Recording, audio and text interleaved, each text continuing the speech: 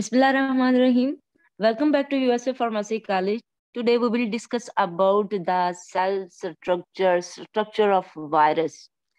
So let's start our lecture without wasting our time.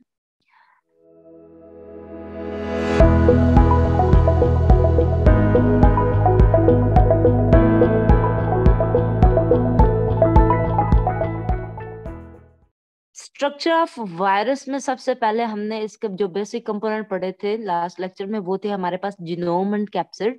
Genome क्या होता है? उसका जेनेटिक मटेरियल होता है in the form of DNA और RNA.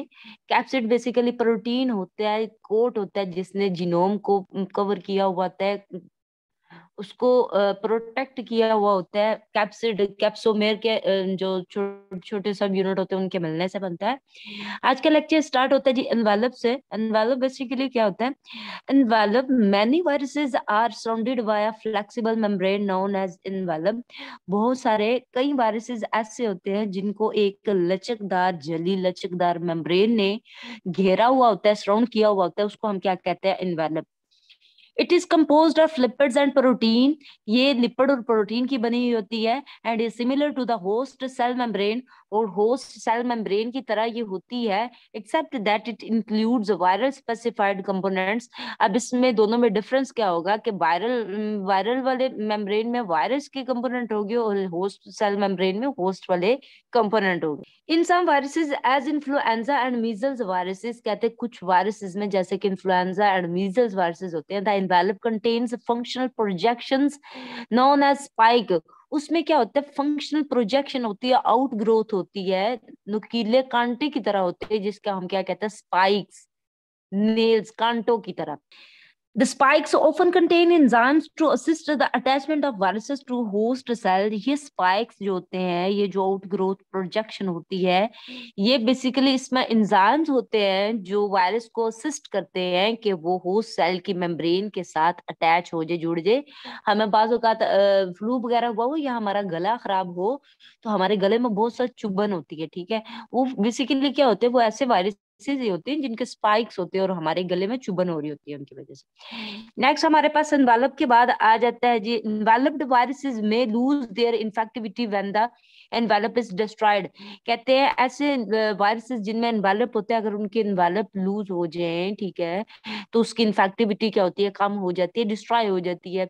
Also when the envelope is present, लेकिन कहती है अगर एनवेलप प्रेजेंट भी हो तो सिमेट्री ऑफ द कैप्सिड में नॉट बी अपेरेंट। कहते हैं जो उसकी सिमेट्री होती है, जो उसकी शेप होती है, हेलिकल, इकोहेड्रन या फिर कॉम्प्लेक्स, वो भी क्या होती है? वो अपेरेंट नहीं होती, since the envelope is generally loose fitting structure. क्योंकि एनवेलप जो है वो लूज फिटिंग स्ट्रक्चर होता है, उसने कैप्सिड को सराउंड किया हुआ होता है, और कैप्सिड बेसिकली जो वायरस की शेप होती है वो बयान कर रहा होता है, वो बता रहा होता है। नेक्स्ट हमारे पास विरियोन आ जाता है। A completely assembled virus outside its host cell is known as virion. कहते हैं अ कंप्लीटली असेंबल्ड वायरस, मुकम्मल तौर पे वायरस से मिलता जुलता है, बट क्या होता है कि वो होस्ट सेल से बाहर होता है, आउटसाइड होता है, उसको हम विरियोन कहते हैं। वायरस और विरियोन में यही डिफरेंस है। वायरस क्या होता है? वो इनसाइड द बॉडी होता है, इनसाइड द होस्ट सेल होता है, उसके बाद सिंथेटिक मशीनरी यूज कर रहा होता है और एक्टिवेट हो जाता है।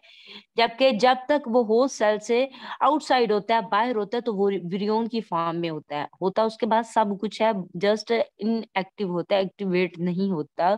उसके साथ पास सिंथेटिक मशीनरी नहीं होती, जिसकी वजह से वो क्या होता है? वो विरियोन होता है। Virions lack the chemical machinery for generating energy. कहते हैं विरियोन के पास केमिकल मशीनरी नहीं होती है एनर्जी जनरेट करने के लिए, एंड सिंथेसाइजिंग लार्ज मॉलिक्यूल और large functional molecules, essential molecules बनाने के लिए उसके पास एनर्जी नहीं होती। Therefore they must rely on the structures and chemical component of their host cell. इस वजह से they must rely on the structure, ये रिलाई करते हैं, डिपेंड कर रहे होते हैं, इंहिसार करते हैं किसके ऊपर? Structure and chemical component of their host cell. जिस होस्ट के अंदर वो होते हैं उस होस्ट सेल के स्ट्रक्चर और केमिकल कंपोनेंट और केमिकल मशीनरी के ऊपर ये रिलाई कर रहे होते हैं, डिपेंड कर रहे होते हैं, टू रेप्लिकेट देमसेल्व्स, अपनी कॉपीज बनाने के लिए, अपने रेप्लिका कॉपीज बनाने के लिए।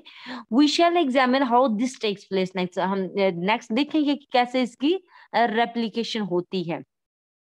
Viroids. Viroids are tiny fragment of nucleic acid known to cause several diseases of plants and thought to be involved in human and animal diseases. Viroids क्या होते हैं? Tiny means small, छोटे fragment pieces होते हैं nucleic acid के, nucleic acid में DNA या RNA के, now to because several disease, वो कई डिजीजेस की वजह बन रहे हैं ऑफ प्लांट, जो पौधों में होते हैं। लेकिन अब ये भी थॉट किया जा रहा है, सोचा जा रहा है कि ये इंसानी बीमारियां काज करने में भी ये इन्वॉल्व हो रहा है, शामिल हो रहा है। प्रियॉन्स। प्रियॉन्स बेसिकली क्या होते हैं? प्रियॉन्स भी हमारे पास बेसिकली होती प्रोटीन्स ही हैं, लेकिन इनके अरेंजमेंट में क्या होता है, प्रॉब्लम आ जाता है। Prions are infectious particles made up of protein. कहते हैं प्रियॉन्स इन्फेक्शियस पार्टिकल होते हैं, इन्फेक्शन काज करने वाले पार्टिकल होते हैं।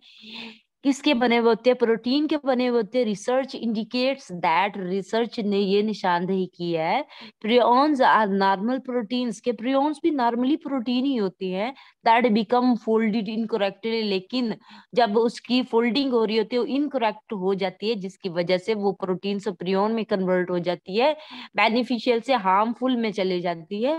Prions could cause neurological degenerative diseases.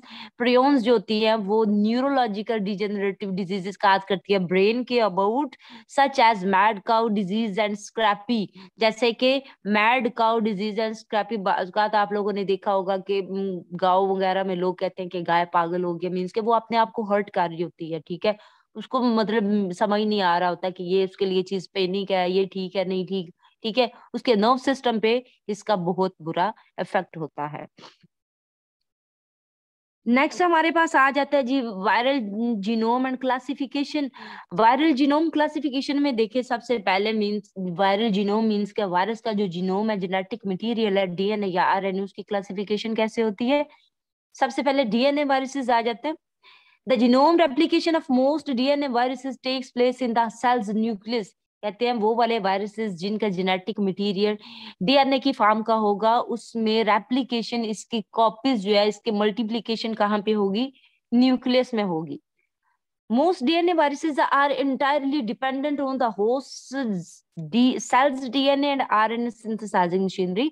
ज्यादातर क्या होता है, डीएनए वायरसेस, ऐसे वायरसेस जिनका जीनोम डीएनए की फॉर्म का होता है, वो इंटायरली कम्प्लीटली तौर पे इंहिसार करते हैं होस्ट सेल के डीएनए और आरएनए और उसकी मशीनरी पे, एंड आरएनए प्रोसेसिंग मशीनरी, और आरएनए प्रोसेसिंग मशीनरी जिसने फर्दर प्रोटीन बनानी होती है।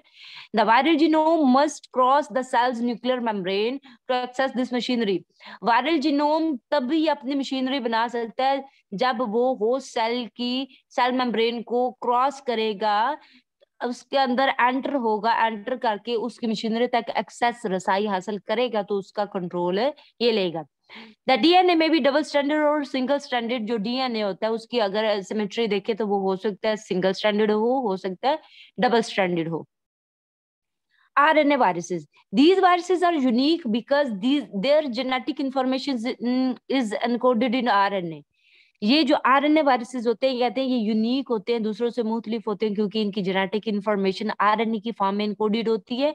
Replication usually takes place in the cytoplasm. Replication जो होती है वो साइटोप्लाज्म के अंदर होती है। आरएनए में भी सिंगल स्टैंडर्ड और डबल स्टैंडर्ड, आरएनए भी में भी हो सकता है कि वो सिंगल स्टैंडर्ड हो सकता है वो डबल स्टैंडर्ड।